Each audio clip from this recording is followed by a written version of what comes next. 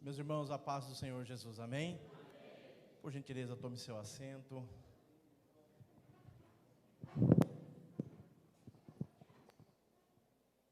Meus irmãos, eu quero, em primeiro lugar, som. Eu quero, em primeiro lugar, aqui externar a minha mais profunda gratidão a Deus por esse dia, por esse sábado, uma celebração, um mês de celebração de 22 anos de existência. Toda a honra, toda a glória pertence ao nosso Senhor Jesus Cristo. Também é uma alegria poder reunir com os irmãos para juntos celebrarmos esse dia, celebrarmos essa data, celebrarmos algumas denominações, irmãos, que são grandes e expressivas, não tem esse tempo de vida que a nossa igreja aqui tem, entendeu? Então nós temos muito a celebrar. Celebrar porque Deus tem sido bom conosco, Deus tem sido bom com a igreja em Caieiras, Deus tem levantado obreiros, pastores, líderes dessa igreja, e isso é fruto do trabalhar do Senhor em nossas vidas, né? Eu quero também externar a minha gratidão aqui à vida do pastor Orlando Máximo, pastor presidente da igreja, e tantas atribuições que já foram ditas aqui hoje, né?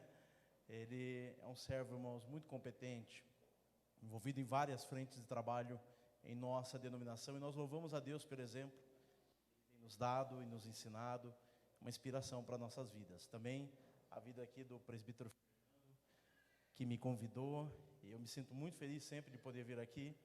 Fernando, eu o conheci quando ainda, nós somos jovens ainda, irmãos, eu sei que não parece, mas somos, viu? Eu havia recém-convertido, minha primeira, acho que primeiro Play Center, uma coisa assim, ou simpósio de missões, eu conheci o Fernando, naquela época já trabalhava, mobilizava em missões, sempre teve esse coração gigante que não cabe no peito, que ama missões, o trabalho, e o Fernando já liderava a Jubrac Oeste nesse período. Então, aquele período, irmãos, daquela data, nem sei quantos anos faz isso, 12, 13 anos atrás, foi logo após a minha conversão. Fernando já era essa referência, irmãos, de perseverança, de fidelidade, de trabalho. Eu louvo a Deus pela vida do Fernando, sua esposa, essa família tão preciosa que tem servido a Deus há tantos anos. Obrigado, meu irmão, pela oportunidade de estar aqui novamente. Meus irmãos, eu me chamo Anderson Carizo, eu sou de Piracicaba. Quem já ouviu falar de Piracicaba? Aqui do ladinho, tá, 1h30, né? Interior de São Paulo. Há 17 anos eu estou nessa igreja desde minha conversão. Eu entrei muito doido dentro do acampamento de jovens, contra a minha vontade. Meu irmão havia pago R$40 para ir no acampamento de jovens, e eu fui contra a minha vontade. Eu falei, eu vou lá só num momentinho na hora do almoço. E lá eu ouvi uma palavra pregada em Lucas capítulo 4. O Espírito levou o deserto para ser tentado. Ali eu entreguei a minha vida para Jesus e nunca mais saí da presença. Eu entrei como um jovem de 20 anos, tomando etanol em posto de gasolina no acampamento de jovens, e de lá Jesus me limpou imediatamente e curou a minha vida e me salvou, irmãos. Então eu sou muito grato a Deus por essa igreja, sou grato a Deus aos nossos jovens em Piracicaba. Eu sou grato a Deus por tudo aquilo que Deus tem realizado, primeiro em nós, depois Ele realiza através de nós, Ele realiza apesar de todos nós. Ele é o realizador de toda a obra. Desde minha conversão, então, Deus, Ele me chamou, irmãos, para a obra missionária. E Deus foi muito bondoso com a minha vida, colocando pessoas para me ajudar a caminhar nesses passos, porque eu não me encontrava na igreja, eu não sabia tocar, eu não sabia cantar, eu não sabia pregar, mal orar, eu não sabia fazer nada. E Deus então usou algumas pessoas para me levar para a obra missionária, e lá Deus vocacionou a minha vida. E isso ainda com 3 anos de convertido. E desde então, irmãos, eu tenho trabalhado na obra missionária, entregado as minhas férias, eu sou corretor de imóveis, minhas férias na obra missionária. E desses anos todos de caminhada, irmãos, há alguns anos atrás, surgiu um projeto que foi a pedido, na verdade, de socorro de um casal de missionários. Eu não sei se os irmãos já perceberam isso, mas parece que a maioria das coisas a qual Deus coloca as mãos, nasce de forma despretensiosa. Temos a impressão, irmãos, que aquilo que é pretensioso demais, presunçoso demais, parece que Deus fala, vai na força do teu braço. Mas aquilo que é despretensioso, parece que Deus fala, eu vou abençoar para mostrar o meu poder. Parece que Deus faz isso, irmãos, em nós. Olha a maioria de nós. Parece que Deus olha e fala, eu vou escolher você porque eu quero cumprir 1 Coríntios 1:27. Eu chamo você para confundir os sábios desse mundo. Parece que Deus tem prazer nisso, irmãos, em chamar pessoas despretensiosas. E alguns anos atrás surgiu esse projeto Eu Me Importo, que são cruzadas de evangelização e ação social. Surgiu de uma igreja, na verdade, em Brotas, que tinha 4 membros, e o membro mais novo tinha em torno de 60 anos de idade. Era a nossa Jubraque lá da igreja. Esse casal me ligou, irmãos, muito chateado. Ele falou, Carias, eu tenho 4 membros na igreja, o mais novo, 60 anos, é minha Jubraque. E eu estou orando para Deus não levar nenhum, porque se Deus levar um, eu perco 25% da igreja. Aí ele falou, você pode nos ajudar? Eu falei, eu posso. Eu fui até Brotas, conheci a igreja, e lá nasceu esse projeto. Nós tivemos em Brotas uns 190 voluntários evangelizando aquela cidade, para a glória de Deus, a nossa igreja lá, está uma bênção, Deus tem caminhado. Depois nós fomos em São Vicente, Baixada Santista, nós fomos na região do Sambaiatuba, que é uma região de palafitas, que divide a cidade de São Vicente com a cidade de Santos. O pastor Zé Raimundo nos recebeu lá, e eu levei para lá 350 voluntários, a gente colocou todo mundo dentro da igreja, irmãos, imagina, 3 dias dormindo lá, e fizemos uma cruzada maravilhosa. Depois de lá nós fomos para a cidade de Rio Claro, que próximo também, uma igreja abandonada há quase 5 anos, irmãos. A igreja havia se deteriorado, e aqui, irmãos, eu quero fazer uma menção de agradecimento a essa igreja, porque a minha última vinda aqui foi no jantar missionário em prol da reforma da igreja de Rio Claro. Os irmãos se reuniram, fizeram um jantar maravilhoso, e junto com outras igrejas, nós reformamos uma igreja em apenas 2 dias, irmãos. Fizemos telhado, fizemos a pintura toda da igreja, reformamos a fachada, a calçada, enfim, em 2 dias nós reformamos a igreja, 30 voluntários da área de construção civil, e eu lá atrapalhando, tentando ajudar, mas atrapalhando, carregando o que dava. E na sexta-feira, nós fomos na quarta, na sexta, nós recebemos 450 voluntários em Rio Claro, para uma grande cruzada de evangelização. E aqui, Fernando, algumas sementes, às vezes a gente vê o fruto crescer, a árvore crescer e o fruto nascer. Outras a gente ouve escutar. Eu estive em janeiro nessa igreja, que vocês fizeram parte da reconstrução, pregando nos 12 dias de clamor, e temos lá mais de 60 irmãos reunidos, ceando para a glória do Senhor. Essa igreja em Rio Claro. Depois estivemos em Cidade de Tiradentes, Zona Leste de São Paulo, e o nosso último desafio, irmãos, foi na cidade de Aparecida do Norte. Irmãos, o que tem Aparecida do Norte lá? Tem um concorrente lá, nosso, Irmãos, eu estava na casa do pastor Samuel Suano, estava um final de semana ministrando lá, era madrugada, a gente tomando café, lendo livros, conversando sobre a obra, e o pastor Samuel Suano disse assim, Carias, você já entrou em Aparecida do Norte? Eu falei, o sangue de Jesus tem poder, pastor. Nossa, nem perto. Ele falou, você deveria entrar lá. Você deveria conhecer a realidade do evangelicalismo dentro de Aparecida. Irmãos, aquilo veio que deu uma flecha, era madrugada, eu perdi o sono naquele dia. No outro dia, minha mente foi consumida por isso. E o primeiro final de semana que eu tive livre, saí da empresa, peguei a mochila e fui direto para Aparecida do Norte. Quando eu cheguei lá, irmãos, eu fiquei espantado com o que eu vi, porque eu não conhecia. Voltei depois com mais 4 pastores, e nós fomos lá nos... Está sendo transmitido isso? Lá no centro da Basílica. Fomos lá no centro da Basílica. Eu e mais 4 pastores nós fomos orar lá, pedindo a Deus um direcionamento. Aí, irmãos, várias idas à cidade de Aparecida do Norte, Deus nos deu direcionamento do qual trabalho nós devemos realizar, focando não nos romeiros que vão até lá, em longas peregrinações, mas focando no trabalho na cidade. E é esse projeto que eu quero mostrar para vocês. Foi antes da pandemia, em setembro de 2019, em Aparecida do Norte. Pode me soltar aqui, querido? Fica à vontade.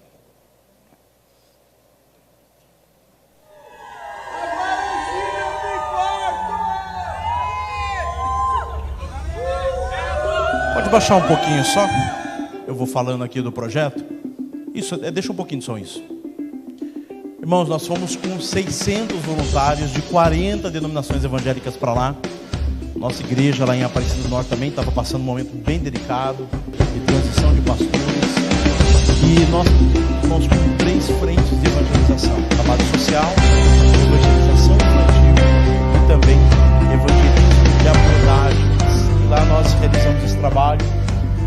aí com uma equipe de 350 voluntários, entrando em cada lar, nas casas, abordando nas praças, nas ruas, no comércio, evangelizando cada lar.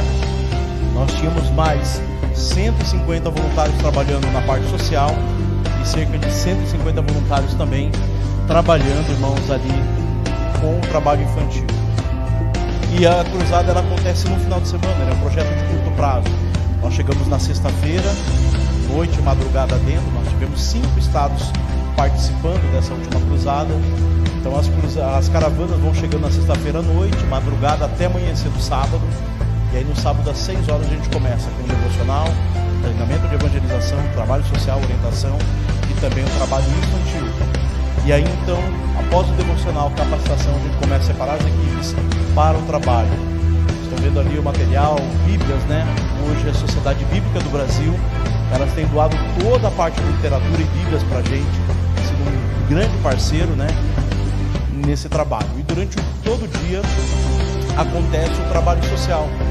Nós tínhamos lá podólogos, oftalmos, tínhamos psicólogos, enfermeiros, corte de cabelo, enfim, uma gama enorme de trabalho social, de profissionais que puderam doar durante um dia, né, dentro da sua profissão, né, para abençoar essa cidade. E, irmãos, o trabalho social é uma maneira de a gente se aproximar para que a gente possa ter um contato para a evangelização. Encerramos o culto à noite na Praça Central lá de Aparecida. Convidei o pastor Paulo Tero de Mello, filho do fundador da nossa obra, esteve aqui já, né, durante a semana e o mês de aniversário, e Deus usou ele poderosamente, irmãos. E ao findar ali da noite, nós tivemos muitas famílias que vieram a Cristo Jesus, receberam o exemplar. Essa senhora, mais de 80 anos de idade, entregou a sua vida para Jesus.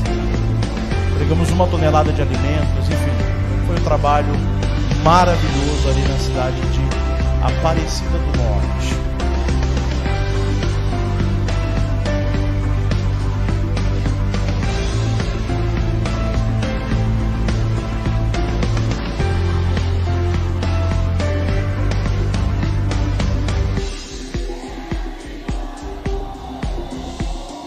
Parte dos nossos voluntários aí, você pode aplaudir ao Senhor, meus irmãos. Deus seja louvado, engrandecido, honrado eternamente. Pode acender, querido. Irmãos, foi assim um trabalho impactante, porque quando a gente fala de trabalhos de evangelização de curto prazo, irmãos, sempre há um questionamento sobre os frutos. Eu me lembro, uma das viagens minhas voltando do Amazonas, Pará, não lembro, norte, nordeste do Brasil, um irmão me questionou dizendo: Carias, das suas viagens de outros países e por onde você tem ido, a sua presença lá mudou aquela realidade, a realidade daquele lugar? Irmãos, aquela palavra veio com um propósito, mas ali na hora, irmão, eu disse para aquele irmão, eu falei: irmão, talvez a minha ida a esses lugares nunca mudou a realidade de ninguém. Talvez sim. A Bíblia diz que nós somos semeadores que saem a semear. Alguns frutos a gente vai ver, outros não. Mas aquele lugar mudou a realidade da minha vida para sempre. Irmãos, quando a gente se envolve com a obra de evangelização, quando a gente se envolve com a obra de missões, ou quando a gente se envolve com o ministério, seja ele da pregação, seja do serviço, seja qual o ministério que Deus colocou e confiou em suas mãos, Deus não apenas alcança pessoas através da sua vida, Deus usa pessoas e circunstâncias para alcançar a gente também. E é sobre isso que eu quero compartilhar com vocês nessa noite. Eu vim com um propósito, irmãos, de falar sobre salvação, porque é um mês de celebração de 22 anos da nossa igreja em Caieiras. E talvez, irmãos, nenhum tipo de mensagem mexa tanto com o nosso coração como quando a gente fala sobre salvação, quando a gente vê vídeo de salvação. Mas eu quero nessa noite mostrar o outro lado da salvação, um lado que está nas entrelinhas da palavra de Deus. Eu quero falar quando Deus usa a obra para salvar o obreiro, quando Deus usa a missão para salvar o missionário, quando Deus usa a igreja para salvar o pastor.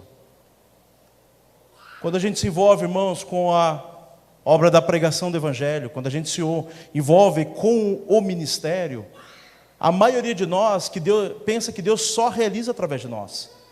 Mas a gente se esquece que Deus muitas vezes se realiza em nós. Deus usa pessoas, Deus usa circunstâncias, Deus usa lugares, Deus usa todos os meios para que a sua vontade se cumpra. Muitas vezes a gente se envolve com trabalhos de curto prazo, a área da música da igreja, e a gente vai preparado para dar, para ser bênção.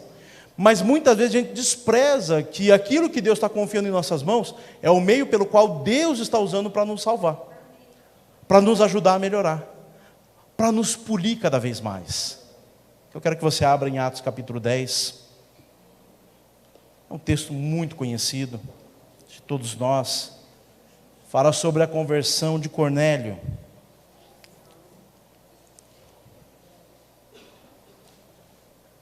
Atos capítulo 10, verso 1.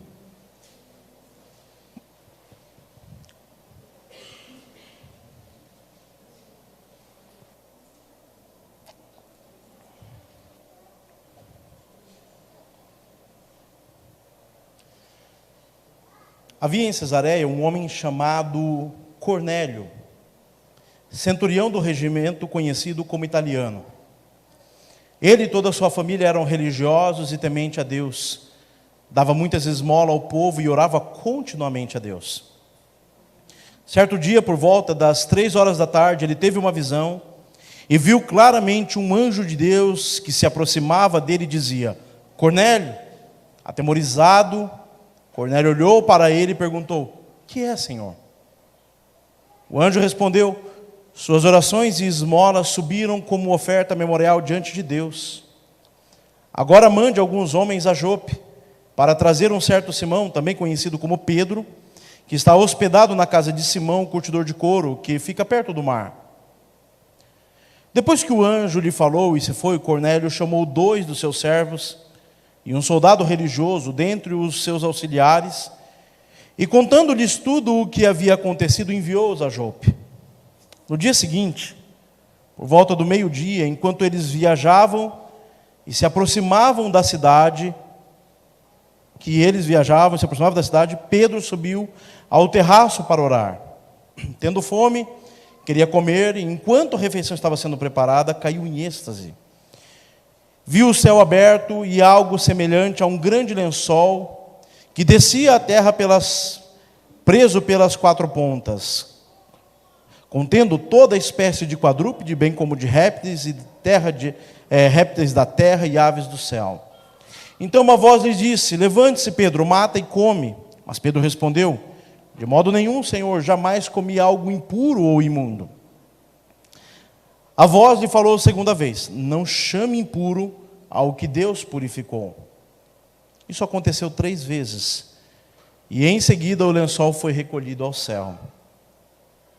Enquanto Pedro estava refletindo no significado da visão, os homens enviados por Cornélio descobriram onde era a casa de Simão e chegaram à porta. Chamando, perguntaram se ali estava hospedado Simão, conhecido como Pedro. Enquanto Pedro ainda estava pensando na visão, o Espírito lhe disse: Simão, 3 homens estão procurando por você. Portanto, levante-se e desça, e não hesite em ir com eles, pois eu os enviei. Pedro desceu e disse aos homens: eu sou quem vocês estão procurando. Por que motivo vieram? Os homens responderam: viemos da parte do centurião Cornélio. Ele é um homem justo, temente a Deus, respeitado por todo o povo judeu. Um santo anjo lhe disse que o chamasse à sua casa, para que ele ouça o que você tem para dizer. Pedro os convidou a entrar e os hospedou. No dia seguinte, Pedro partiu com eles, e alguns dos irmãos de Jope o acompanharam. No outro dia, chegaram a Cesareia. Cornélio esperava com seus parentes e amigos mais íntimos que tinha convidado.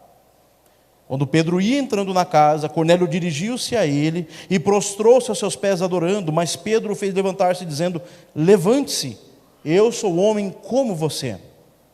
Conversando com ele, Pedro entrou e encontrou ali reunidas muitas pessoas e lhes disse: vocês sabem muito bem que é contra a nossa lei um judeu associar-se a um gentio ou mesmo visitá-lo.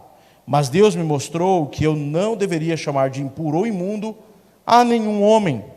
Por isso, quando fui procurado, vim sem qualquer objeção. Posso perguntar, o que vocês me mandaram buscar? Cornélio respondeu, há 4 dias eu estava em minha casa orando.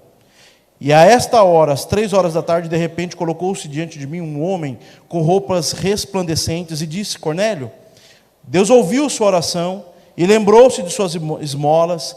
Mande buscar a Jope, Simão chamado Pedro. Ele está hospedado na casa de Simão, curtidor de couro, que mora perto do mar. Assim mandei buscar-te imediatamente, e foi bom que tenhas vindo. Agora estamos todos aqui na presença de Deus, para ouvir tudo o que o Senhor te mandou dizer-nos. Irmãos, esse texto ele é muito belo, porque ele se cumpre. Uma das profecias, dentre tantas que Jesus disse. Jesus havia dito que o Evangelho seria pregado em Jerusalém, seria pregado em Judeia, seria pregado em Samaria, e seria pregado até os confins da terra. A Bíblia diz, em uma conversa em Mateus 16,16, entre Jesus e os discípulos, ao mandar eles perguntar o que os povos, as pessoas, diziam acerca de quem era Jesus, a Bíblia diz que os discípulos diziam assim, olha, alguns pensam que o Senhor é João Batista, outros dizem que é Elias, ou qualquer um desses profetas. Aí Jesus tira a pergunta daqueles que falavam acerca de Jesus para os seus discípulos e disse, ele perguntou, e vocês, quem dizem que eu sou? Pedro, ele toma a frente e ele diz, tu és o Filho de Deus. Nesse momento, Jesus diz assim, Pedro, não fosse carne nem sangue que o revelasse, mas o meu Pai que está no céu. Mostrando que tamanha revelação não era fruto de uma pesquisa intensa de Pedro. Não é porque Pedro se matriculou numa escola teológica sobre a história da igreja e foi buscar, irmãos, nas escrituras antigas, da onde vinha o Messias. A revelação foi dada a Pedro, porque o próprio Deus interviu, abriu a mente, os olhos de Pedro e deu a ele a revelação que Cristo Jesus era o Filho de Deus, o unigênito do Pai, o Cordeiro Santo. Naquele momento Jesus disse, tu és Pedro e sobre esta pedra edificarei a minha igreja. Depois ele continua dizendo, darei a você a chave do céu e a chave do inferno. Depois ele continua dizendo, aqueles que concordarem, 2 ou 3 concordarem em meu nome, assim será feito. Depois Mateus 18 ele diz, eu darei a chave do reino a todos vocês. Que chave do reino era essa que Deus havia dado aos discípulos? A chave do reino, irmãos, não era uma autoridade papal, de um homem que diz quem está salvo ou quem está perdido. A única chave que destranca o inferno e povoa o céu é o Evangelho de Cristo Jesus. É Ele que destranca, irmãos, a mente mais oprimida, o coração mais fechado. É Ele que alcança aquele que nada nesse mundo pode alcançar. Tira o homem do inferno e o põe no céu. Mas Deus deu a Pedro, irmãos, 2 grandes privilégios. O primeiro dele foi a primeira pregação da igreja, convertendo em massa milhares de judeus. E Deus deu a Pedro, irmãos, uma segunda chave, que é destrancar a porta dos gentios. Quando Deus usa Pedro para pregar o evangelho a Cornélio, Cornélio não é o primeiro gentio salvo. Você vai em Atos capítulo 8, e você vai ver a partir do verso 26, você vai ver você vai ver um eunuco da Etiópia vindo a Jerusalém, e Deus usando Filipe, para que esse homem fosse salvo. Mas o centurião Cornélio era o primeiro gentio alcançado pelo ministério apostólico. Pedro estava prestes, irmãos, a abrir a porta da graça a todos os gentios, de forma que a igreja reconheceria a inserção do mundo todo no evangelho. Só que quando a gente lê o texto, a gente percebe que Pedro não está entendendo o que Deus quer falar e o que Deus quer fazer. Porque a Bíblia diz, e aqui, irmãos, isso é extraordinário, porque o texto começa dizendo que havia em Cesareia, que é Cesareia Marítima, cidade onde Felipe, os irmãos se lembram que Atos capítulo 8, verso 40, após Deus usar Felipe pregando o evangelho para o eunuco etíope, o ministro da fazenda da Etiópia, Deus tinha usado Felipe, que era de origem grega, não era judeu, o nome Felipe não é judeu. Deus havia usado esse homem para abrir a porta da graça na Etiópia, pregando o evangelho para o ministro da fazenda da Etiópia. E aí, termina Atos 8,40, dizendo que então Felipe vai para Cesareia, e aqui é Cesareia Marítima, cidade aonde está Cornélio, o centurião. E a Bíblia diz que nessa mesma cidade, onde está o evangelista, tem um homem chamado Cornélio, que era chefe de 100 homens da polícia, chefe da guarda romana. E o texto diz que esse homem, ele era reconhecido, porque ele era um homem temente a Deus e simpatizante do judaísmo. O texto vai dizer que às 3 da tarde um anjo se colocou diante dele. E aqui, irmãos, começa a ficar interessante, porque esse homem não está dentro da religião que salva. Esse homem não é cristão. Ele não está nessas paredes que nós dizemos, olha, daqui para cá salva, daqui para lá se perde. Esse homem, ele serve ao Império Romano. Esse homem adora César. Mas em seu coração, esse homem está prostrado daquele que governa sobre César.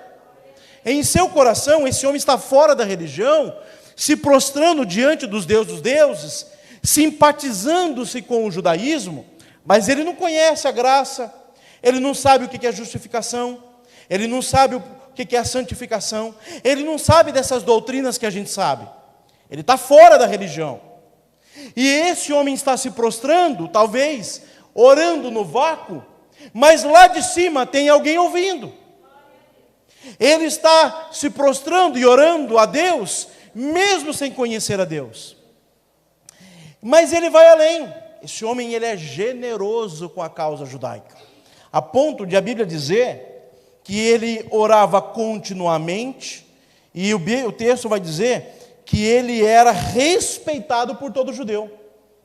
Irmãos, os romanos eram o governo que oprimia o judeu, mas esse homem que era chefe da centúria, 100 homens, irmãos, se lembram como que era?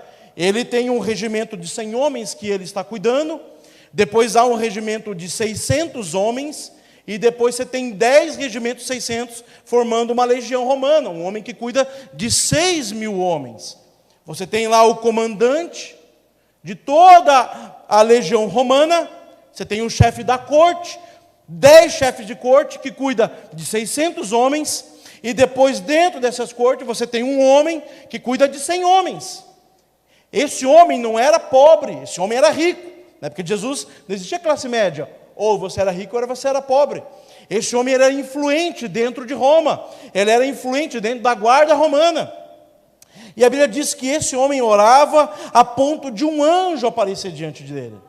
E a Bíblia vai dizer que o anjo diz: suas orações e esmolas estão sendo recebidas como oferta memorial diante de Deus. Irmãos, fora dessas paredes, irmãos, nessas casas, nesse mundo afora, existem milhões de pessoas que dobram os seus joelhos e talvez eles clamam ao vácuo, pensando que não há ninguém sobre eles. Mas Deus está ouvindo o desespero do coração de uma mãe. Deus está ouvindo o coração de um pai. Deus está ouvindo o coração de um filho. Eu me lembro, eu estava numa favela em Salvador, e eu já tinha sido hostilizado nessa favela, e eu estava preocupado, e eu orando, eu falei: Senhor, eu não conheço absolutamente ninguém aqui, Deus. Eu nem sei para onde eu estou indo nessa favela, mas eu vim para falar do seu amor. Irmãos, quando eu terminei de orar, uma portinha se abriu na minha frente. Era um jovem magro, raquítico, com uma cara, irmãos, eu olhei para ele e falei assim: Jesus ama você, e eu vim de São Paulo para dizer isso para você. Esse jovem começou a chorar e me chamou para entrar dentro da casa dele. A casa dele, irmãos, era mais ou menos 2 baterias dessa, era um quartinho com um fogão e uma cama, numa comunidade. Aí quando eu entro lá dentro, esse jovem falou para mim: senta do lado da cama que eu não tenho sofá, não tenho lugar nenhum para poder te receber. Quando ele virou e disse, eu estava agora de joelhos dobrados, e disse para que qualquer coisa que está lá em cima dizendo: se o Senhor não falar comigo, eu vou tirar minha vida. A gente acha que Deus só ouve a nossa oração, porque nós estamos no meio religioso. Mas há pessoas que não estão dentro dos muros denominacionais, que continuam se prostrando, irmãos, ele não sabe a quem, e Deus continua ouvindo. Deus está ouvindo, é a gente que não está ouvindo, Deus está ouvindo. Aí o texto vai dizer que o anjo diz: olha, Deus recebeu suas orações e recebeu como uma oferta, como memorial diante dele. Agora vá a Jope, na casa de Simão, o curtidor. Lá tem um homem chamado Simão Pedro. Mande chamar Simão Pedro, porque ele tem muitas coisas para te dizer. O texto vai dizer: ouça tudo o que ele tem a dizer. Aí depois a Bíblia diz no verso 7, depois que o anjo então se foi, ele chamou os seus servos, 3 homens, e mandou então a Jope, aonde estava Pedro. Os irmãos se lembram que nesse período, Pedro estava no ministério de itinerância, visitando algumas cidades, visitando alguns lugares, pregando o evangelho. E Pedro chega em Jope por causa de Dorcas, que havia morrido. E ele ressuscita aquela mulher, e o pedido é: Pedro, fica conosco alguns dias mais. E Pedro fica.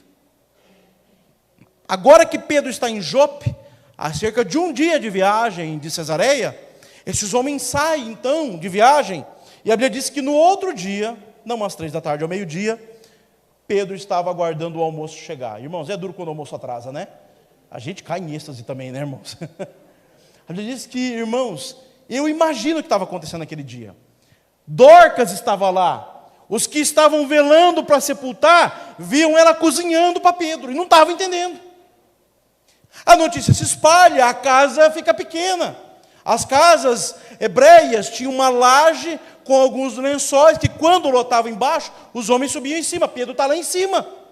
E a casa está abarrotada de gente. A notícia se espalha. Falta, irmãos, o caldo no feijão tem que aumentar de última hora. Os irmãos sabem o que é isso? O desespero. Pedro está lá. Quando Pedro está lá em cima, ele diz que Pedro, aguardando então a hora do almoço, ele cai em êxtase e ele vê um lençol descendo, irmãos, diante dele, com 3 tipos de animais que a lei proibia que ele comesse. E o texto diz: Pedro, mata e come. Pedro diz: Senhor, eu jamais toquei no animal impuro. A Bíblia diz que o lençol desce uma segunda vez e diz o quê? Pedro, mata e come. Irmãos, eu imagino Pedro, acho que ele olhou assim e falou: Senhor, eu acho que o Senhor esqueceu a lei, porque eu não posso comer esse tipo de animal. Aí Deus diz o que? Pedro, não chame de impuro nem de imundo aquilo que eu já santifiquei, Pedro. Aparece a 3ª vez. Eu acho que Pedro falou assim: Senhor, eu acho que o Senhor hoje não está muito santo em cima, e eu acho que o Senhor esqueceu Levítico 11, ou o livro de Levítico inteiro. Eu não toco nesse tipo de animal. Aí o que o próprio Deus diz a ele? Pedro, mata e come. Pedro, não chame de imundo nem impuro aquilo que eu purifiquei. Deus estava tentando salvar Pedro, irmãos, de um problema que todos nós somos afetados. Deus queria salvar Pedro da religiosidade. Deus queria salvar Pedro, só que Pedro não está entendendo. E o texto deixa muito claro, porque após 3 aparições, você vai para o versículo 17, enquanto Pedro ainda estava refletindo, verso 19, ainda Pedro estava pensando, verso 20, então o Senhor apareceu e Pedro disse: Pedro, não hesite em ir com esses homens, Pedro. Há uns homens que vai bater a sua porta, vá com eles. Perceba que é Pedro que ele não está entendendo, e Deus falou com um homem perdido, que não conhece a Deus, e ele entendeu.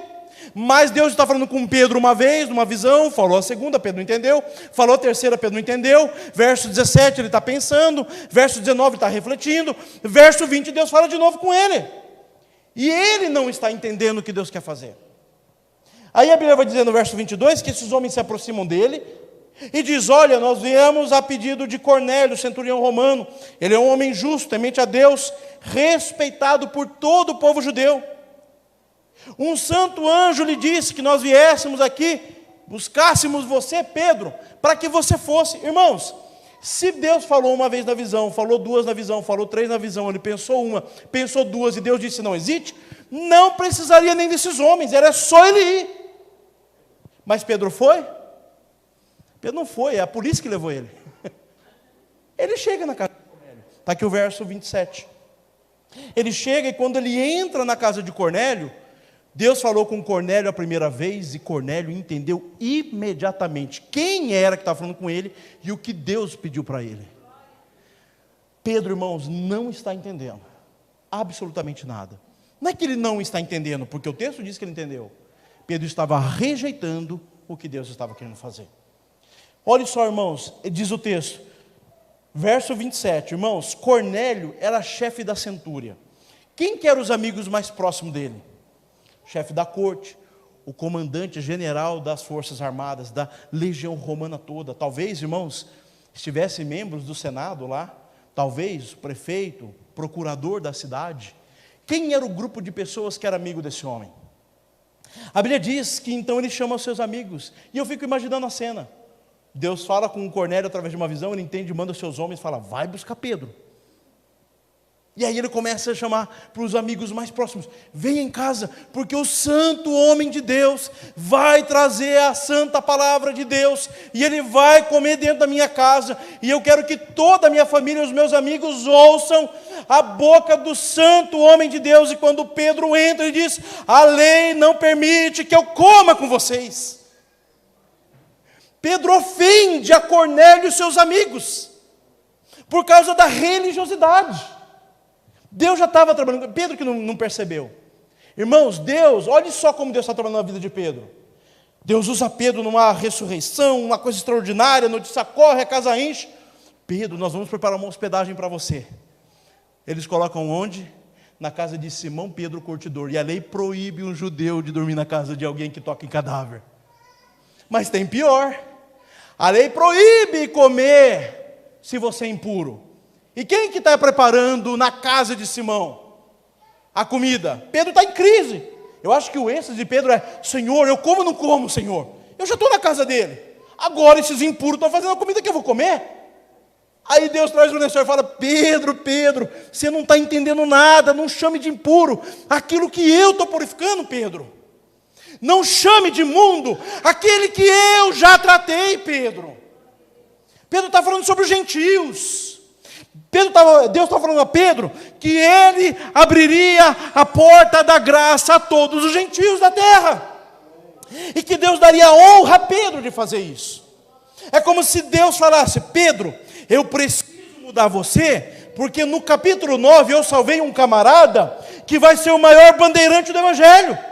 Ele não vai apenas abrir a porta, ele vai escancarar e construir um caminho para que todos os povos, de todas as tribos, de todas as línguas, se rendam a mim, Pedro. Mas eu vou dar para você essa honra, Pedro. Através do seu ministério apostólico, eu vou te colocar diante de homens que você não gosta, de povos que você não tem afeto, que você não tem interesse, Pedro. Aí Deus, irmãos, começa a usar um homem perdido para salvar um salvo da sua religiosidade. Porque leia o texto, quem que entende primeiro? Cornélio. Quem que responde primeiro? Cornélio. Quem que reúne a casa para poder ouvir a palavra? Cornélio. Deus está usando um justo, piedoso para salvar um santo teimoso. Da sua teimosia, da sua falta, irmãos, de empatia com aqueles que Deus quer salvar. Porque Deus, irmãos, Cristo Jesus morreu por todos os povos da terra. A igreja não é um clube, irmãos, dos valentes, dos vitoriosos. A igreja é um hospital para todos aqueles que estão famintos e perdidos. E Pedro está passando por um processo, irmãos, doloroso. Aí ele chega e ele faz o quê? Ofende todos os anfitriões da casa.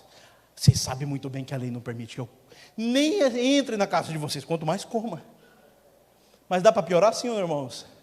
Dá para piorar. Olha o versículo, irmãos, 29. Ele diz, por isso quando fui procurado, vim sem qualquer objeção. Pedro faz uma média. O que ele mais teve, ele mais objetivou a vir, irmãos, ele mais hesitou do que qualquer coisa. Deus falou uma na visão, falou duas na visão, falou três. Deus deu tempo para ele pensar, para ele refletir. Falou de novo, não hesite em ir com eles. Pedro não vai, só vai porque a polícia está enviando ele. E ele chega na casa do homem e faz uma média. Eu não hesitei em chegar aqui. Olha só, irmãos, o que a religiosidade pode fazer com a gente. O perigo, irmãos, da religiosidade cristã. O perigo de a gente se apegar a coisas que não salvam. Coisas que não mudam a nossa vida.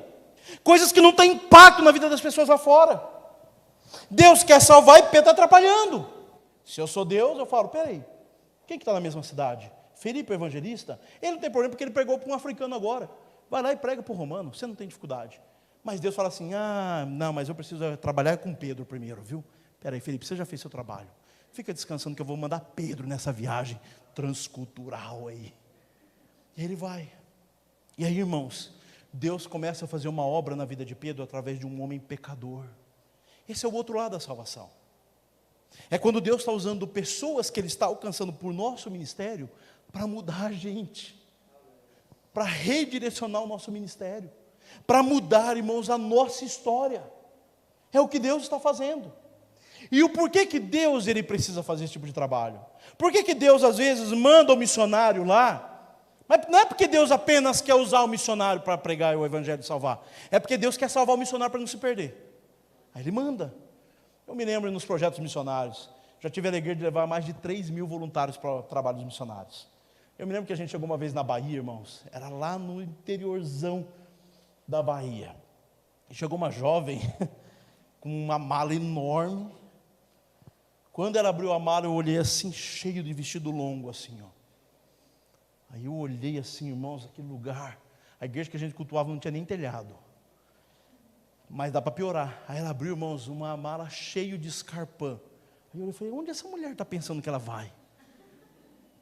Aí dá para piorar, ela abriu uma maletinha cheia de maquiagem. E eu pensando, se ela soubesse que a maquiagem aqui no sertão é terracota, né, aquela terra que sobe na cara, né, vai ficar vermelha. Passou uns dias, irmãos, a gente viajando, Deus, sabe, é Deus tratando. Ela foi na caminhonete, na parte de trás da caminhonete. Irmãos, a terra é que nem um talco, sabe, pastor, com aquele talco que você passa. Irmãos, pensa. E a gente atrás. E não sei porque eu não vou aqui atrás. Vai sujar minha maquiagem, minha roupa. Só sobrou esse lugar. Ou é na caçamba ou é a pé. Ela foi na caçamba, irmãos do céu. Eu me lembro quando a gente chegou na comunidade, irmãos, vermelho, mas vermelho, pura terra, irmãos, pura terra. Eu cuspindo terra, estava cuspindo uns tijolos da boca. E ela já chegou irritada, nervosa, brava. Eu quero ir embora desse lugar. Aí eu falei para o rapaz, calma, Deus está tratando, deixa ela. Deixa Deus trabalhar. Nos últimos dias do projeto, ela já estava dando todos os sapatos dela, vestido, e falando, Deus, eu sei porque Deus me mandou aqui, porque o perdido era eu. É exatamente o que está acontecendo com Pedro. Deus podia usar Felipe, irmãos. Olha Atos 8. Deus usa Felipe, uma explosão extraordinária, poder de Deus desce. Quem que chega na cidade de Samaria? Pedro e João. Quem que era para ter avançado até o eunuco? Pedro. Mas por que Deus não manda Pedro? Por que Deus manda um grego para pregar para um africano? Porque Pedro tinha problema, irmãos, com a eugenia. Achar que a nossa raça é melhor do que as outras. Achar que porque eu sou evangélico, eu sou melhor do que os outros. Não, irmãos. Quem é o melhor de tudo e de todas as coisas é Cristo, irmãos. Se Ele sair da nossa presença, irmãos, a gente se perde por completo.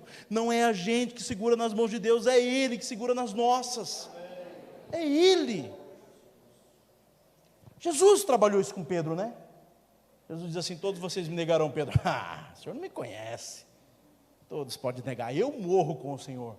Aí Jesus fala, Pedro, se tu soubesses quem essa noite pediu para te cirandar, Pedro, para te peneirar, mas eu roguei por você, Pedro. Aí Pedro faz o quê? Nega publicamente. Todo mundo, irmãos, abandona Jesus, mas Pedro nega publicamente. Pedro achava que ele tinha, sabe o quê? Material suficiente para suportar qualquer coisa. E Jesus ensina que não. Veja João capítulo 13. Eles estão sentados, lavam os pés, sentam à ceia. João 15, perdão. Sentam à ceia. Aí Pedro chega assim, pergunta para ele quem que vai trair. Porque Jesus disse, aquele que molhar o bocado, né? De pão. Aí João, quando escreve sobre ele, diz, então o discípulo a quem Jesus ama, irmãos, era João escrevendo sobre ele. Ele poderia simplesmente escrever, então o discípulo que amava Jesus. Mas ele escreve quem? Então, o discípulo que Jesus amava. João entendeu que não é o nosso amor por Cristo que nos sustenta nele, é o amor de Cristo que nos sustenta nele. É o amor que ele tem por nós, não o meu zelo por ele. João entendeu e Pedro não tinha entendido. Aí você vai e o texto continua dizendo, que então quando, verso 33, ele dizendo, ele pergunta, por que vocês me mandaram aqui? Aí ele diz, olha, eu tive uma visão, assim acessado, apareceu um anjo, e pediu para que eu enviasse os meus homens a Jope, para trazer você, Pedro. Aí o verso 33, olhe só, irmãos, o detalhe do verso 33. Aqui é Cornélio dizendo, assim mandei buscar-te imediatamente. Quem está com pressa aqui, irmãos, é Pedro ou é Cornélio? Cornélio. Quem está interessado, é Pedro ou é Cornélio? Cornélio. Sabe por quê, irmãos, que Deus ele provém a salvação de Cornélio? Porque a Bíblia nos ensina que Deus busca aqueles que o buscam. Deus se interessa por aqueles que se interessam por Ele. Leia a Bíblia e veja. Cornélio, você vê isso. Vai em Atos capítulo 16. A salvação de Lídia, a plantação da igreja de Filipos. Você vai ver Lídia, uma mulher temente a Deus, simpatizante do judaísmo, à beira do rio orando, e Deus encontra essa mulher. Você vê o eunuco, Atos capítulo 8, da Etiópia, vindo a Jerusalém, interessado em Cristo Jesus, mas a religião não permitiu ele entrar. Irmãos, como é que a gente interpreta o texto? O texto vai dizer que então, depois do avivamento de Samaria, Deus levou Felipe para a região deserta, entre Jerusalém e Gaza, e a Bíblia diz que então ele viu uma carruagem passando, e vendo aquela carruagem, o Espírito disse a Felipe, Felipe, acompanha a carruagem. E Felipe agora acompanha a carruagem, e ele vê o homem lendo em voz alta, e ele está lendo o livro de Isaías, capítulo 53, verso 7, o texto áureo do Velho Testamento, da cristologia bíblica do Velho Testamento. E ele lê o texto, e Felipe pergunta, o senhor entende o que está lendo? Ele diz, como posso entender se ninguém me explica? E ele diz que Felipe então saltou dentro da carruagem, e a partir daquele texto anunciou a Cristo Jesus, e batizou aquele homem. Mas por que esse homem, sendo ministro da fazenda da Etiópia, saiu numa carruagem real, com lanceiros, soldados, homens de uma viagem perigosa, sendo ele um homem importante, vai a Jerusalém, vai para a igreja, e volta da igreja com mais dúvida do que resposta? Por que esse homem não foi salvo em Jerusalém? Por que Jesus teve que salvar ele lá no meio do deserto? O texto não responde. Nós só vamos encontrar em Atos capítulo 21, verso 25. Quando a condenação sobre Paulo é que Paulo havia introduzido dentro do templo Trófimo. E agora ele havia profanado o templo de Deus. Irmãos, se Trófimo, que estava com Paulo, não entrou no templo, será que esse etíope entrou? Não entrou. Só que Deus viu o interesse dele, viu o esforço dele. Aí Deus pega um homem no meio de um avivamento, um dos momentos mais marcantes do seu ministério, fala, você vai agora para o deserto, pregar para uma pessoa num lugar sozinho, e ninguém vai ver, Felipe. Mas eu vou registrar na história da igreja, e daquele homem eu vou levantar uma igreja poderosa na Etiópia. Perceba que ele não entrou em Jerusalém porque a religião não permitia eles se aproximarem. Ficava numa área dos gentios, não era um culto racional, eles não entendiam nada. É por isso que o próprio Deus vai advertir para que a gente faça um culto racional. O gentio não entendia o que estava acontecendo. Aí é a advertência de Deus. E aí você vê Deus usando um homem para pregar por alguém que se interessou por ele, ele vai ser salvo. Porque, meus irmãos, eu digo para você, Deus busca aqueles que o buscam, Ele se interessa por quem se interessa por Ele, Ele se esforça em alcançar quem se esforça. Eu sei que talvez você tenha na sua família uma pessoa, um marido, de repente um filho, e de repente ele é até simpatizante, ele não se opõe à sua vinda na igreja, de repente ele ouve seus conselhos, de repente ele até vem no culto, mas ele nunca se entregou para Jesus. E você fala, quando Deus vai fazer uma obra na vida da minha família? Quero dizer para você, meu irmão, que Deus continua buscando aqueles que se interessam por Ele. E Deus usa até quem nem está muito interessado, como Pedro. Dizendo, olha Pedro, eu sei que você não vai muito bem com os romanos, mas eu vou fazer através da sua vida, Pedro. E Deus manda Pedro. Aí o texto vai dizer no verso 34, Pedro dizendo, agora percebo verdadeiramente que Deus não trata as pessoas com parcialidade. Lógico que não, Pedro. Quem trata é você. É você, Pedro.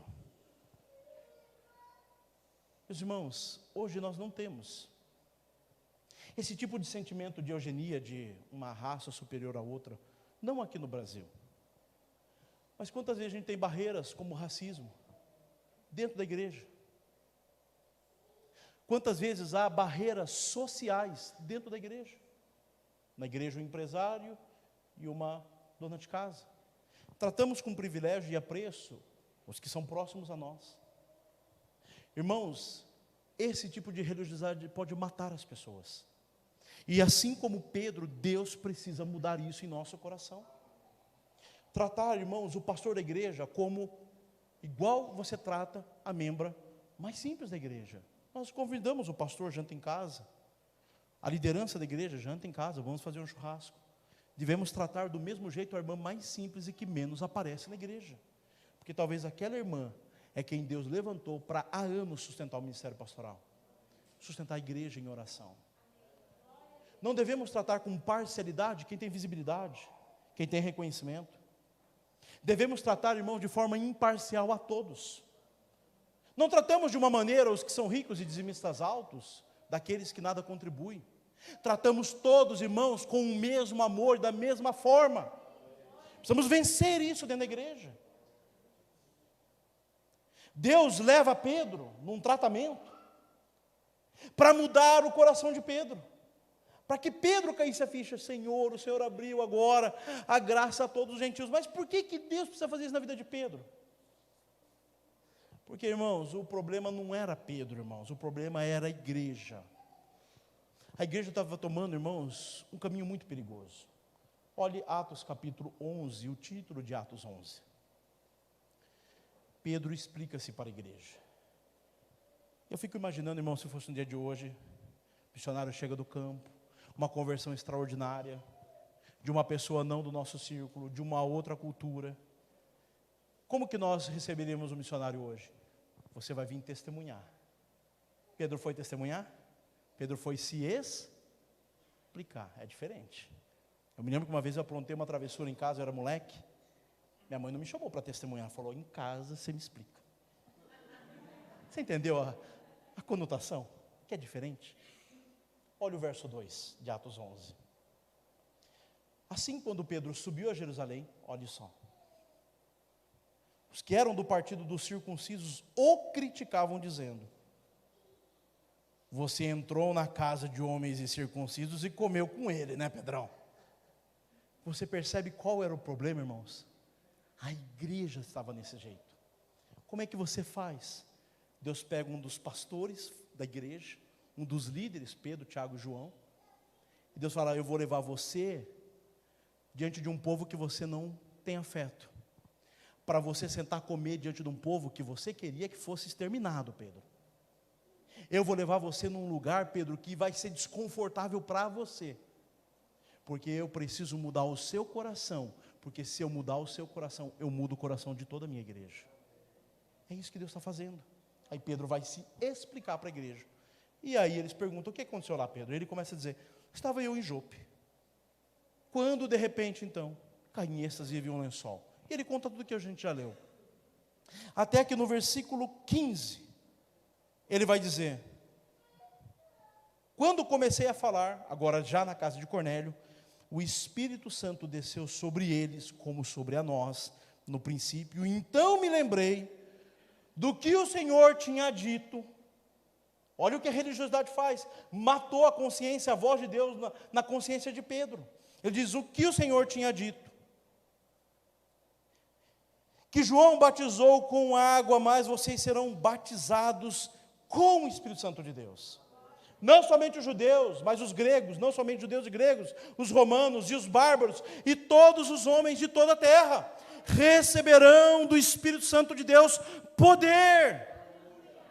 Deus quer mudar, irmãos, a direção da igreja. Ele pega a sua liderança e fala, eu vou te levar numa obra missionária, para você abraçar crianças que você nunca teve afeto, para comer na mesa de quem você nunca teve interesse, porque eu preciso salvar você de você mesmo.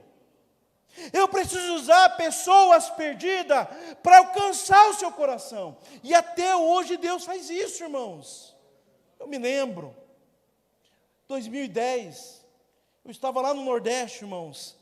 Eu não sabia cantar, não sabia pregar, eram as cruzadas do evangelista Edson Teixeira, tinha acabado de vir dos Estados Unidos para cá, e eu dormi na tenda porque eu não sabia fazer nada. Eu falei, descanse, vocês são missionários, porque eu não sou nada, eu vou dormir aqui e olhar os equipamentos. Irmãos, de madrugada eu orava e falava, Senhor, o Senhor tem na minha vida, Deus, e nada dá certo, eu não me encontro em lugar nenhum. E por que eu estou aqui, Senhor? Eu caí, irmãos, em êxtase naquela madrugada, senti a presença de Deus, coloquei a cara no pó, e eu ouvi dentro do meu coração, Anderson, eu trouxe aqui para salvar, foi você. Do seu egoísmo, eu preciso salvar você de você mesmo. Eu preciso primeiro fazer algo no seu coração, para depois usar você. E aí eu entendi, irmãos, que todas as minhas idas para o campo missionário, nunca foi apenas com o propósito de que através da pregação do evangelho, de uma oração, de qualquer coisa, fosse apenas salvar pessoas. Eu via que a salvação dessas pessoas estava me salvando. E é o que Deus está fazendo com Pedro. Porque todos nós somos Pedro, irmãos. Todos nós, se a gente deixar, a gente fica numa zona de conforto, acomodado, amofadado, irmãos. A gente gosta disso. Aí Deus vem dar um chacoalhão e fala, eu vou tirar você da sua zona de conforto, porque eu preciso salvar o seu ministério, eu preciso, mulher, salvar o teu casamento, porque eu preciso mudar você, homem, eu preciso acabar com a tua ira, e Deus leva a gente em lugares, irmãos, em circunstâncias constrangedoras, porque Ele quer nos salvar. Ele quer mostrar para a gente que Ele ainda é poderoso, Ele é Senhor do nosso coração, do nosso ministério, Ele ainda é Senhor de nossa vida. E Deus está fazendo exatamente isso com Pedro. Aí, irmãos, a coisa mais linda acontece no verso 18 do capítulo 11. Ouvindo isso, não apresentaram mais objeções e louvaram a Deus, dizendo, então Deus concedeu arrependimento para a vida, até mesmo aos gentios. E porque Deus trabalhou no coração de Pedro, no coração da igreja, eu e você fomos alcançados pela graça de Deus. Deus havia acabado de salvar o maior perseguidor do cristianismo.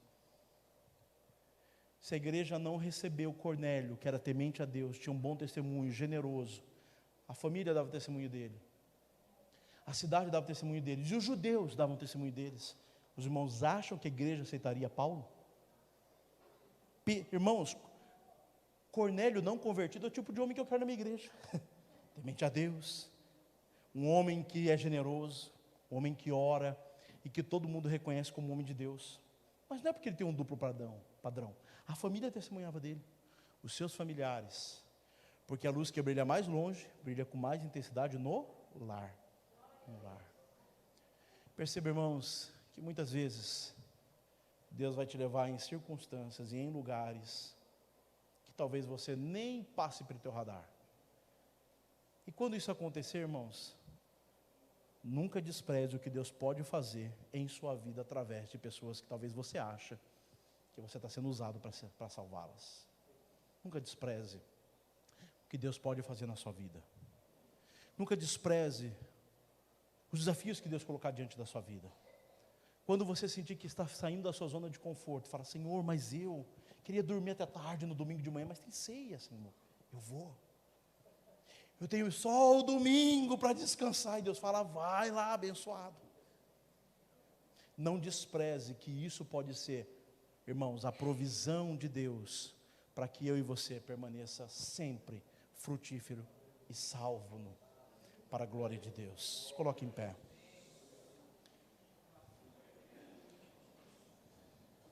Eu me identifico muito com Pedro, porque há um grau de teimosia em Pedro, irmãos, parece, até de irritação no texto. E a gente muitas vezes, irmãos, exatamente desse jeito. Deus fala com a gente uma vez, fala duas, fala três, quando menos você vê, você não está indo, você está sendo levado. O pastor fala, não, pega os obreiros, leva o fulano e vai. Você vai contra a sua vontade. E é o próprio Deus trazendo a provisão carrancuda para nossas vidas, para que a gente permaneça sempre, irmãos, próximo da sua vontade. Rendemos graças ao teu nome, Senhor. Esse é um outro lado da salvação, Pai, que o Senhor continua operando em nós a salvação, nos levando a lugares, Pai querido, a desafios, Santo Deus, tirando da zona de conforto, mudando, Santo Deus, e arrancando de nós a religiosidade que pode matar os que estão ao nosso redor. Quantas vezes o Senhor nos coloca diante do perdido para ser, Santo Deus, boca de salvação, Pai querido. Mas por detrás, é o Senhor operando para que a gente não se perca.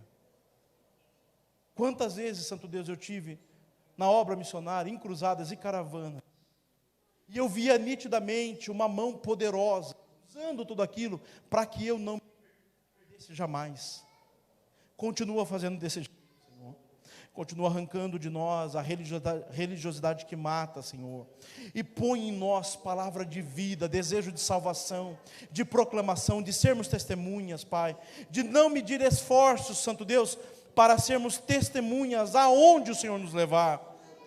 Quantas vezes, Senhor, há coisas que não está no nosso planejamento, não está na nossa viagem, não está no nosso roteiro, não está na nossa agenda, e é a provisão carrancuda do Senhor, Pai querido, extraindo de nós misericórdia, piedade, amor, sensibilidade, Senhor. Quantas vezes o Senhor vai e muda a agenda, muda o nosso dia, muda a programação, coloca quem não estava, tira quem estava, é a sua provisão carrancuda, Deus. É o Senhor operando, fazendo a tua vontade, Senhor. Continua a ser desse jeito, Pai.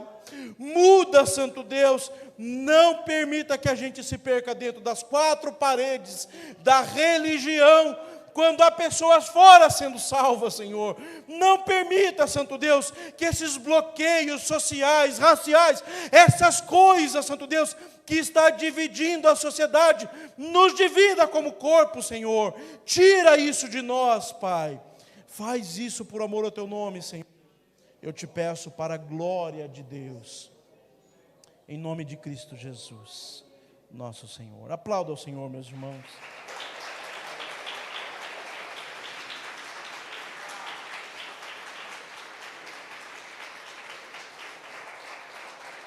Tome seu assento.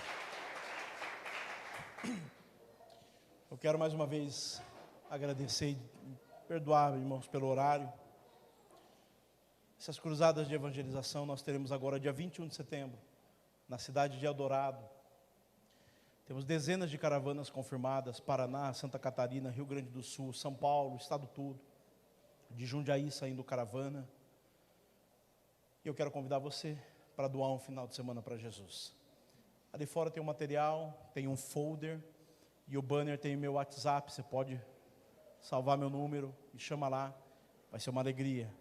Será uma alegria poder recebê-los lá, nessa grande cruzada de evangelização e ação social que nós faremos na cidade de Eldorado, no Vale do Ribeira, agora dia 17 de setembro, para a glória de Deus. Ore por esse projeto, ore por nossas vidas, para que Deus possa, irmãos, salvar muitas pessoas lá, e para que Ele continue operando nossas vidas através de tudo isso, para a glória de Deus. Meus irmãos, receber aqui o presbítero Fernando, aplaudindo ao Senhor mais uma vez. Deus abençoe.